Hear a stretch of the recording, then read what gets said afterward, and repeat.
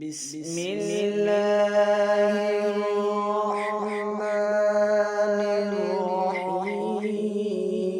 الرحيم قل يا أيها الكافرون لا أعبد ما تعبدون ولا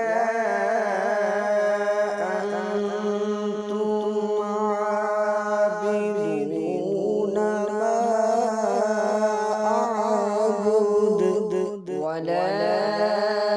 أنا عابد ما عبدتم ولا أنتم عابدون ما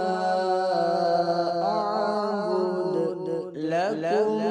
دينكم ولي